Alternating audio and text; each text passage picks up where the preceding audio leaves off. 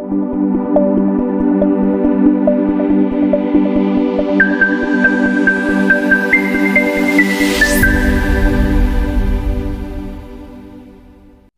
प्रिय विद्यार्थियों, DSP academy Dhampur केलोसेन जी के सामान्य अध्ययन ऑडियो नोट्स प्रोग्राम में आपका स्वागत है। इस प्रोग्राम का उद्देश्य आपकी तैयारी को और अधिक बेहतर बनाना है। इस प्रोग्राम के माध्यम से आप कभी भी कहीं भी अपनी सामान्य अध्ययन का रिवीजन कर सकते हैं। जय हिंद। पुरातत्व संबंधी साक्ष्य से मिलने वाली जानकारी।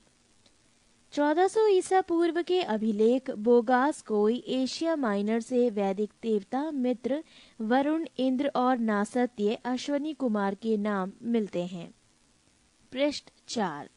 मध्य भारत में भागवत धर्म विकसित होने का प्रमाण यवन राजदूत हेलियोडोरस के वैसनगर विदिशा गरुड़ स्तंभ लेख से प्राप्त होता है। सर्वप्रथम भारतवर्ष का जिक्र हाथी गुम्फा में अभिलेख में है। सर्वप्रथम दुर्भिक्ष की जानकारी देने वाला अभिलेख सोहगोरा अभिलेख है। सर्वप्रथम भारत पर होने वाले हूण आक्रमण की जानकारी भीतरी स्तंभ लेख से प्राप्त होती है। सती प्रथा का पहला लिखित साक्ष्य एरन अभिलेख शासक भानुगुप्त से प्राप्त होती है। रेशम बुनकर की श्रेणियों की जानकारी मंदसौर अभिलेख से प्राप्त होती है। नोट: अभिलेखों का अध्ययन एपिग्राफी कहलाता है। महत्वपूर्ण अभिलेख: अभिलेख और शासक, हाथी गुम्फा अभिलेख, तिथि रहित अभिलेख, शासक कलिंगराज खाकेल, जूनागढ़ गिरनार अभिलेख, शासक रुद्रदामन, नासिक अभिलेख, शासक गौतमी बलश्री, प्रयाग स्तंभ लेख, शासक समुद्रगुप्त, ऐहोल अभिलेख, शासक पुलकेशन द्वितीय, मंदसौर अभिलेख, शासक मालवा नरेश यशोधर्मन, ग्वालियर अभिलेख, शासक प्रतिहार नरेश भोज, भीतरी एवं जूनागढ़ अभिलेख, शासक स्कंदगुप्त, देवपाड़ा अभिलेख, शासक बंगाल शासक विजयसेन। कश्मीरी नवपाषाणिक पुरास्थल बुजुर्गहोम से गर्तावास गड्ढाघर का साक्ष्य मिला है। इनमें उतरने के लिए सीढ़ियां होती थीं। प्राचीनतम सिक्कों को आहत सिक्के कहा जाता है। इसी को साहित्य में कारशार्पण कहा गया है। सर्वप्रथम सिक्कों पर लेख लिखने का कार्य यवन शासकों ने किया। समुद्रगुप्त की वीणा बजाती हुई मुद्रा वाले सिक्कों से उसके संगीत प्रेमी होने का प्रमाण मिलता है। अरिकेमेडु पदुचेरी के निकट से रोमन सिक्के प्राप्त हुए हैं। 2. प्रागैतिहासिक काल। जिस काल में मनुष्य ने घटनाओं का कोई लिखित विवरण उद्धृत नहीं किया, उसे प्रागैतिहासिक काल कहते हैं। मानव विकास के उस काल को इतिहास कहा जाता है जिसका विवरण लिखित रूप में उपलब्ध है। आदि ऐतिहासिक काल उस काल को कहते हैं जिस काल में लेखन कला के प्रचलन के बाद उपलब्ध लेख पढ़े नहीं जा सके हैं। ज्ञानी मानव होमोसेपियस का प्रवेश इस धरती पर आज से लगभग 30 या 40 हजार वर्ष पूर्व हुआ। पूर्व पाषाण युग की मानव की जीविका का मुख्य आधार था शिकार। आग का आविष्कार पूरा पाषाण काल में एवं पहिए का नवपाषाण काल में हुआ। मनुष्य में स्थायी निवास की प्रवृत्ति नवपाषाण काल में हुई तथा उसने सबसे पहले कुत्ता को पालतू बनाया। मनुष्य ने सर्वप्रथम तांबा धातु का प्रयोग किया था तथा उसके द्वारा बनाए जाने वाला प्रथम औजार कुल्हाड़ी प्राप्ति स्थल अतिरंपकम था। कृषि का आविष्कार नवपाषाण काल में हुआ। प्रागैतिहासिक अन्न उत्पादक स्थल मेहरगढ़ पश्चिमी बलूचिस्तान में अवस्थित है। कृषि के लिए अपनाई गई सबसे प्राचीन फसल गेहूं एवं जौ थी। पल्लावरम नामक स्थान पर प्रथम भारतीय पुरापाषाण कलाकृति की खोज हुई थी। भारत में पूर्व प्रस्तर युग के अधिकांश औजार स्फटिक पत्थर के बने थे। भारत का सबसे प्राचीन नगर मोहनजोदड़ो था, सिंधी भाषा में, जिसका अर्थ है मृतकों का टीला। पृष्ठ 5। 3. सिंधु सभ्यता। रेडियो कार्बन C14 जैसी नवीन विश्लेषण पद्धति के द्वारा सिंधु सभ्यता की सर्वमान्य तिथि 2350 ईसा पूर्व से 1750 ईसा पूर्व मानी गई है। सिंधु सभ्यता की खोज राय बहादुर दयाराम साहनी ने की। सिंधु सभ्यता को प्रागैतिहासिक, प्रोटो हिस्टोरिक अथवा कांस्य ब्रॉन्ज युग में रखा आलमगीरपुर, जिला मेरठ, उत्तर प्रदेश, उत्तरी पुरास्थल मांदा, जिला अखनूर, जम्मू कश्मीर तथा दक्षिणी पुरास्थल दाइमाबाद, जिला अहमदनगर, महाराष्ट्र। सिंधु सभ्यता या सैंधव सभ्यता नगरीय सभ्यता थी। सैंधव सभ्यता से प्राप्त परिपक्व अवस्था वाले स्थलों में केवल 6 को ही बड़े नगर की संज्ञा दी गई है। ये हैं मोहनजोदड़ो, हड़प्पा, गढ़वारीवाला, धौलावीरा, राखीगढ़ी एवं कालीबंगन। स्वतंत्रता प्राप्ति पश्चात हड़प्पा संस्कृति के सर्वाधिक स्थल गुजरात में खोजे गए हैं। लोथल एवं सुतकोतदा सिंधु सभ्यता का बंदरगाह था। जुते हुए खेत और नक्काशीदार ईंटों के प्रयोग का साक्ष्य कालीबंगन से प्राप्त हुआ है। मोहनजोदड़ो से प्राप्त अन्नागार संभवतः सैंधव सभ्यता की सबसे बड़ी इमारत है। मोहनजोदड़ो से प्राप्त बृहत स्नानागार एक प्रमुख स्मारक है, जिसके मध्य स्थित स्नान कुंड 11.88 मीटर लंबा, 7.01 मीटर चौड़ा एवं 2.43 मीटर गहरा है। अग्निकुंड लोथल एवं कालीबंगन से प्राप्त हुए हैं। मोहनजोदड़ो से प्राप्त एक शील पर 3 मुख वाला देवता पशुपति नाथ की मूर्ति मिली है। उनके चारों ओर हाथी, गैंडा, चीता एवं भैंसा विराजमान है। मोहनजोदड़ो से नर्तकी की एक कांस्य मूर्ति मिली है। हड़प्पा की मोहरों पर सबसे अधिक एक श्रृंगी पशु का अंकन मिलता है। मनके बनाने के कारखाने लोथल एवं चन्हुदड़ो से मिले हैं। सिंधु सभ्यता की लिपि भाव चित्रात्मक है। ये लिपि दाई से बाईं ओर लिखी जाती थी। जब अभिलेख एक से अधिक पंक्तियों का होता था तो पहली पंक्ति दाईं से बाईं और दूसरी बाईं से दाईं ओर लिखी जाती थी। सिंधु सभ्यता के लोगों ने नगरों तथा घरों के विन्यास के लिए ग्रिड पद्धति अपनाई। घरों के दरवाजे और खिड़कियां सड़क की ओर न खुलकर पिछवाड़े की ओर खुलते थे। केवल लोथल नगर के घरों के दरवाजे मुख्य सड़क की ओर खुलते थे। सिंधु सभ्यता में मुख्य फसल थी गेहूं और जौ। सैंधव वासी मिठास के लिए शहद का प्रयोग करते थे। रंगपुर एवं लोथल से चावल के दाने मिले हैं, जिनसे धान की खेती होने का प्रमाण मिलता है। चावल के प्रथम साक्ष्य लोथल से ही प्राप्त हुए हैं। सुरकोतदा, कालीबंगन एवं लोथल से सैंधवकालीन घोड़े के अस्थि पंजर मिले हैं।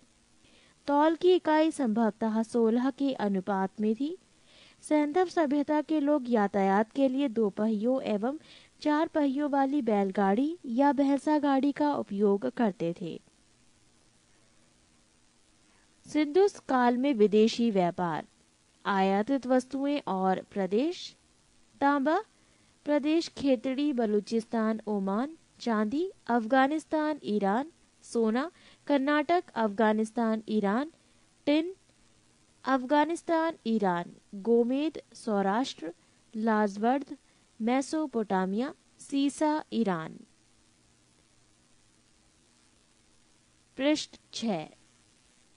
मेसोपोटामिया के अभिलेखों में वर्णित मेलुहा शब्द का अभिप्राय सिंधु सभ्यता से ही है। संभवतः हड़प्पा संस्कृति का शासन वाणिक वर्ग के हाथों में था। पिग्गट ने हड़प्पा एवं मोहनजोदड़ो को एक विस्तृत साम्राज्य की जुड़वा राजधानी कहा है। सिंधु सभ्यता के लोग धरती को उर्वरता की देवी मानकर उसकी पूजा किया करते थे। वृक्ष पूजा एवं शिव पूजा के प्रचलन के साक्ष्य भी सिंधु सभ्यता से मिलते हैं। स्वस्तिक चिन्ह संभवतः हड़प्पा सभ्यता की देन है। इस चिन्ह से सूर्योपासना का अनुमान लगाया जाता है। सिंधु घाटी के नगरों में किसी भी मंदिर के अवशेष नहीं मिले हैं। सिंधु सभ्यता के मां मातृ देवी की उपासना सर्वाधिक प्रचलित थी। पशुओं में कुबड़ वाला सांड इस सभ्यता के लोगों के लिए विशेष पूजनीय था। स्त्री मृण मूर्तियां, मिट्टी की मूर्तियां, अधिक मिलने से ऐसा अनुमान लगाया जाता है कि सैंधव समाज मात्र सत्तात्मक था। सैंधववासी सूती एवं ऊनी वस्त्रों का प्रयोग करते थे। मनोरंजन के लिए सैंधववासी मछली पकड़ना, शिकार करना, पशु पक्षियों को आपस में लड़ाना, चौपड़ और पासा खेलना आदि साधनों का प्रयोग करते थे। सिंधु सभ्यता के लोग काले रंग से डिजाइन किए हुए लाल मिट्टी के बर्तन बनाते थे। सिंधु सभ्यता के लोग तलवार से परिचित नहीं थे। कालीबंगन के एकमात्र हड़प्पा कालीन स्थल था जिसका निचला शहर सामान्य लोगों के रहने हेतु भी किले से घिरा हुआ था। पर्दा प्रथा एवं वैश्यवृत्ति सैंधव सभ्यता में प्रचलित थी। शवों को जलाने एवं गाड़ने यानी दोनों प्रथाएं प्रचलित थी। हड़प्पा में शवों को दफनाने जबकि मोहनजोदड़ो में जलाने की प्रथा विद्यमान थी। लोथल एवं कालीबंगा में युग्म समाधियां मिली हैं। सैंधव सभ्यता के विनाश का संभवतः सबसे प्रभावी कारण बाढ़ था। आग में पकी हुई मिट्टी को टेराकोटा कहा जाता है। सैंधव सभ्यता के प्रमुख स्थल, नदी, उत्खननकर्ता एवं वर्तमान स्थिति। 1. प्रमुख स्थल हड़प्पा, नदी रावी, उत्खननकर्ता दयाराम साहनी एवं माधो स्वरूप वत्स, वर्ष 1921, स्थिति पाकिस्तान का मोंटगोमरी जिला। 2. प्रमुख स्थल मोहनजोदड़ो, नदी सिंधु, उत्खननकर्ता राखाल दास बैनर्जी, वर्ष 1922, स्थिति पाकिस्तान के सिंध प्रांत का लरकाना जिला। 3. प्रमुख स्थल चनहुदड़ो, रदी सिंधु, उत्खननकर्ता गोपाल मजूमदार, वर्ष 1931, स्थिति सिंध प्रांत पाकिस्तान। 4. प्रमुख स्थल कालीबंगन, नदी खग्गर, उत्खननकर्ता बीबी लाल एवं बीके थापड़, वर्ष 1953, स्थिति राजस्थान का हनुमानगढ़ जिला। 5. कोट डीजी, नदी सिंधु, उत्खननकर्ता फजल अहमद, वर्ष 1953, स्थिति सिंध प्रांत का खैरपुर स्थान। 6. रंगपुर, नदी मादर, उत्खननकर्ता रंगनाथ राव, वर्ष 1953 से 54, स्थिति गुजरात का काठियावाड़ जिला। 7. प्रमुख स्थल रोपड़, नदी सतलज, उत्खननकर्ता यज्ञदत्त शर्मा, वर्ष 1953 से 56, स्थिति पंजाब का रोपड़ जिला। 8. प्रमुख स्थल लोथल, नदी भोगवा, उत्खननकर्ता रंगनाथ राव, वर्ष 1955 से 1962, स्थिति गुजरात का अहमदाबाद जिला। 9. आलमगीरपुर, नदी हिंडन, उत्खननकर्ता यज्ञदत्त शर्मा, वर्ष 1958, स्थिति उत्तर प्रदेश का मेरठ जिला। 10. सुंत कांगी डोर, नदी दाशक, उत्खननकर्ता ऑरेंज स्टाइल जॉर्ज डेल्स, वर्ष 1927 एवं 1962, स्थिति पाकिस्तान के मकरान में समुद्र तट के किनारे। 11. बनमाली, नदी रंगोई, उत्खननकर्ता रविंद्र सिंह बिष्ट, वर्ष 1974, स्थिति हरियाणा का हिसार जिला। 12. प्रमुख स्थल धौलावीरा, नदी नील, उत्खननकर्ता रविंद्र सिंह बिष्ट, वर्ष 1990 से 91, स्थिति गुजरात के कच्छ जिला। ये थे सैंधव सभ्यता के प्रमुख स्थल, नदी, उत्खननकर्ता एवं वर्तमान स्थिति। पृष्ठ 7। 4. वैदिक सभ्यता। वैदिक काल का विभाजन दो भागों, एक ऋग्वैदिक काल 1500 से 1000 ईसा पूर्व और 2 उत्तर वैदिक काल 1000 से 600 ईसा पूर्व में किया गया है। आर्य सर्वप्रथम पंजाब एवं अफगानिस्तान में बसे। मैक्स मूलर ने आर्यों का मूल निवास स्थान मध्य एशिया को माना है। आर्यों द्वारा निर्मित सभ्यता वैदिक सभ्यता कहलाई। आर्यों द्वारा विकसित सभ्यता ग्रामीण सभ्यता थी। आर्यों की भाषा संस्कृत थी। आर्यों के प्रशासनिक इकाई आरोही क्रम से इन 5 भागों में बटा था: कुल, ग्राम, विश, जन, राष्ट्र। ग्राम के मुखिया ग्रामीणी एवं विश का प्रधान विशपति कहलाते थे। जन के शासक को राजन कहा जाता था। राज्य अधिकारियों में पुरोहित एवं सेनानी प्रमुख थे। सूत, रथकार तथा कमादी नामक अधिकारी रत्नी कहे जाते थे। इनकी संख्या राजा सहित करीब 12 हुआ करती थी। पूरब दुर्गपति एवं स्पष्ट जनता की गतिविधियों को देखने वाले गुप्तचर होते थे। वाजपति गोचर भूमि का अधिकारी होता था। उग्र अपराधियों को पकड़ने का कार्य करता था। सभा एवं समिति राजा को सलाह देने वाली संस्था थी। सभा श्रेष्ठ एवं संभ्रांत लोगों की संस्था थी, जबकि समिति सामान्य जनता का प्रतिनिधित्व करती थी। इसके अध्यक्ष को ईशान कहा जाता था। युद्ध में कबीले का नेतृत्व राजा करता था। युद्ध के लिए गविष्टि शब्द का प्रयोग किया गया है, जिसका अर्थ है गायों की खोज। 10 राज्य युद्ध का उल्लेख ऋग्वेद के 7वें मंडल में है। ये युद्ध परशनी रावी नदी के तट पर सुदास एवं 10 जनों के बीच लड़ा गया, जिसमें सुदास विजय हुआ। ऋग्वैदिक समाज 4 वर्णों में विभक्त था। ये वर्ण थे ब्राह्मण, क्षत्रिय, वैश्य और शूद्र। ये विभाजन व्यवसाय पर आधारित था। ऋग्वेद के 10वें मंडल के पुरुष सूक्त में चतुर्वर्णी का उल्लेख किया गया है। इसमें कहा गया है कि ब्राह्मण परम पुरुष के मुख से, क्षत्रिय उनकी भुजाओं से, वैश्य उनकी जांघों से एवं शूद्र उनके पैरों से उत्पन्न हुए हैं। आर्यों का समाज पितृ प्रधान था। समाज की सबसे छोटी इकाई परिवार या कुल थी, जिसका मुखिया पिता होता था, जिसे कुलप कहा जाता था। स्त्रियां इस काल में अपने पति के साथ यज्ञ कार्य में भाग लेती थीं। बाल विवाह एवं पर्दा प्रथा का प्रचलन नहीं था। विधवा अपने मृतक पति के छोटे भाई देवर से विवाह कर सकती थी। स्त्रियां शिक्षण ग्रहण करती थी। ऋग्वेद में लोपामुद्रा, घोषा, सिक्ता, आपला एवं विश्वास जैसी विदुषी स्त्रियों का वर्णन है। उपनिषदों की कुल संख्या है 108, महापुराणों की संख्या है 18 और वेदांग की संख्या है 6। ये थी इनसे जुड़ी कुछ जानकारी। जीवन भर अविवाहित रहने वाली महिलाओं को अमाजु कहा जाता था। आर्यों की मुख्य पेय पदार्थ सोमरस था। ये वनस्पति से बनाया जाता था। आर्य मुख्यतः 3 प्रकार के वस्त्रों का उपयोग करते थे: 1 वास, 2 हदिवास और 3 ऊष्णीश। अंदर पहनने वाले कपड़े को नीवी कहा जाता था। आर्यों के मनोरंजन के मुख्य साधन थे संगीत, रथ दौड़, घुड़दौड़ एवं ध्रुत कीर्णा। इनसे जुड़ी कुछ और जानकारी। दिशा उत्तर वैदिक शब्द और राजा का नाम।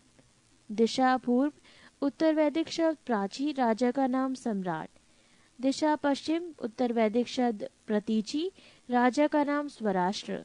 दिशा उत्तर उत्तर वैदिक शब्द उदीची, राजा का नाम विराट। दिशा मध्य दक्षिण उत्तर वैदिक शब्द कुछ नहीं, राजा का नाम राजा भोज। ये थी कुछ अन्य जानकारी। पृष्ठ 8। आर्यों का मुख्य व्यवसाय पशुपालन एवं कृषि था। गाय को अधन्य न मारे जाने योग्य पशु को श्रेणी में रखा गया था। गाय की हत्या करने वाले या उसे घायल करने वाले के लिए वेदों में मृत्युदंड अथवा देश से निकाले की व्यवस्था की गई है। प्रमुख दर्शन एवं उसके प्रवर्तक। दर्शन और प्रवर्तक। चार्वाक, प्रवर्तक चार्वाक। योग, प्रवर्तक पतंजलि। सांख्य, प्रवर्तक कपिल। न्याय, प्रवर्तक गौतम। पूर्व मीमांसा, प्रवर्तक जैमिनी। उत्तर मीमांसा, प्रवर्तक बादरायण। वैशेविक, प्रवर्तक कणांद या उलूक। आर्य का प्रिय पशु घोड़ा एवं सर्वाधिक प्रिय देवता इंद्र थे। आर्यों द्वारा खोजी गई धातु लोहा थी, जिसे श्याम अयस कहा जाता था। तांबे को लोहित अयस कहा जाता था। व्यापार हेतु दूर दूर तक जाने वाला व्यक्ति को पढ़ी कहते थे। लेन देन में वस्तु विनिमय की प्रणाली प्रचलित थी। ऋण देकर ब्याज लेने वाला व्यक्ति को वैकनॉट सूदखोर कहा जाता था। मनुष्य एवं देवता के बीच मध्यस्थ की भूमिका निभाने वाले देवता के रूप में अग्नि की पूजा की जाती थी। ऋग्वेद में उल्लिखित सभी नदियों में सरस्वती सबसे महत्वपूर्ण तथा पवित्र मानी जाती थी। ऋग्वेद में गंगा और यमुना का उल्लेख सिर्फ एक बार हुआ है। उत्तर वैदिक काल में इंद्र के स्थान पर प्रजापति सर्वाधिक प्रिय देवता हो गए थे। उत्तर वैदिक काल में राजा के राज्याभिषेक के समय राजसूय यज्ञ का अनुष्ठान किया जाता था। उत्तर वैदिक काल में वर्ण व्यवस्था की बजाय जन्म के आधार पर निर्धारित होने लगे थे। उत्तर वैदिक काल में हल को सिरा और हल रेखा की सीता कहा जाता था। उत्तर वैदिक काल में निष्क और शतमान मुद्रा की इकाइयां थी, लेकिन इस काल में किसी खास भार, आकृति और मूल्य के सिक्कों के चलन का कोई प्रमाण नहीं मिलता। सांख्य दर्शन भारत के सभी दर्शनों में सबसे प्राचीन है। इसके अनुसार मूल तत्व 25 हैं, जिनमें प्रकृति पहला तत्व है। सत्यमेव जयते मुंडकोपनिषद से लिया गया है। इसी उपनिषद में यज्ञ की तुलना टूटी नाव से की गई है। गायत्री मंत्र सवित्र नामक देवता को संबोधित है, जिसका संबंध ऋग्वेद से है। उत्तर वैदिक काल में कौशाम्बी नगर में प्रथम बार पक्की ईंटों का प्रयोग किया गया है। महाकाव्य दो हैं, महाभारत एवं रामायण। महाभारत का पुराना नाम जय संहिता है। ये विश्व का सबसे बड़ा महाकाव्य है। गोत्र नामक संस्था का जन्म उत्तर वैदिक काल में हुआ। ऋग्वैदिक कालीन नदियां। प्राचीन नाम कृंभ, आधुनिक नाम कुर्रम। कुंभा, आधुनिक नाम काबुल। वितस्ता, आधुनिक नाम झेलम। आस्किनी, आधुनिक नाम चिनाब। परपशनी, आधुनिक नाम रावी। शतुद्री, आधुनिक नाम सतलज। विपाशा, आधुनिक नाम व्यास। सदानीरा, आधुनिक नाम गंडक। दृष्टद्रुति, आधुनिक नाम घग्गर। गोमती, आधुनिक नाम गोमल। सुवस्तु, आधुनिक नाम स्वात। ऋग्वैदिक कालीन देवता। देवता इंद्र, संबंध युद्ध का नेता एवं वर्षा का देवता। अग्नि, देवता एवं मनुष्य के बीच मध्यस्थ। वरुण, पृथ्वी एवं सूर्य के निर्माता। समुद्र का देवता, विश्व के नियामक एवं शासक। सत्य का प्रतीक, ऋतु परिवर्तन एवं दिन रात का कर्ता। द्यौ, आकाश का देवता, सबसे प्राचीन। सोम, वनस्पति देवता। उषा, प्रगति एवं उत्थान देवता। आश्विन, विपत्तियों को हरने वाला देवता। पूषण, पशुओं का देवता। विष्णु, विश्व के संरक्षक एवं पालनकर्ता। मरुत, आंधी तूफान का देवता। पृष्ठ 9। 5 महाजनपदों का उदय। बुद्ध के जन्म के पूर्व 6ठी शताब्दी ईसा पूर्व में भारतवर्ष 16 जनपदों में बटा हुआ था। इसकी जानकारी हमें बौद्ध ग्रंथ अगुंतर निकाय से मिलती है। 1 महाजनपद अंग, राजधानी चंपा। क्षेत्र आधुनिक स्थान भागलपुर, मुंगेर, बिहार। 2 मगध, राजधानी गिरिब्रज राजगृह। क्षेत्र पटना, गया, बिहार। 3 काशी, राजधानी वाराणसी। क्षेत्र वाराणसी के आसपास उत्तर प्रदेश। 4 महाजनपद वत्स, राजधानी कौशाम्बी। क्षेत्र इलाहाबाद के आसपास उत्तर प्रदेश। 5 महाजनपद वज्जी, राजधानी वैशाली, विदेह और मिथिला। क्षेत्र मुजफ्फरपुर एवं दरभंगा के आसपास का क्षेत्र। 6 महाजनपद कौशल, राजधानी श्रावस्ती, क्षेत्र फैजाबाद उत्तर प्रदेश। 7 महाजनपद अवंती, राजधानी उज्जैन या महिष्मती, क्षेत्र मालवा उत्तर प्रदेश। 8 महाजनपद मल, राजधानी कुशावती, क्षेत्र देवरिया उत्तर प्रदेश। 9 महाजनपद पंचाल, राजधानी आहिचत्र कांपिल्य, क्षेत्र बरेलू बदायूं फर्रुखाबाद उत्तर प्रदेश। 10 महाजनपद चेदी, राजधानी शक्तिमती, क्षेत्र बुंदेलखंड उत्तर प्रदेश। 11 महाजनपद कुरु, राजधानी इंद्रप्रस्थ, क्षेत्र आधुनिक दिल्ली मेरठ एवं हरियाणा के कुछ क्षेत्र। 12 महाजनपद मत्स्य, राजधानी विराटनगर, क्षेत्र जयपुर राजस्थान के आसपास के क्षेत्र। 13 महाजनपद कंबोज, राजधानी हाटक, क्षेत्र राजौरी एवं हजारा, क्षेत्र उत्तर प्रदेश। 14 अद्य महाजनपद शूरसेन, राजधानी मथुरा, क्षेत्र मथुरा उत्तर प्रदेश। 15 महाजनपद अशमक, राजधानी पोटली या पोतन, क्षेत्र गोदावरी नदी, क्षेत्र दक्षिण भारत का एकमात्र जनपद। 16 महाजनपद गांधार, राजधानी तक्षशिला, क्षेत्र रावलपिंडी एवं पेशावर, पाकिस्तान।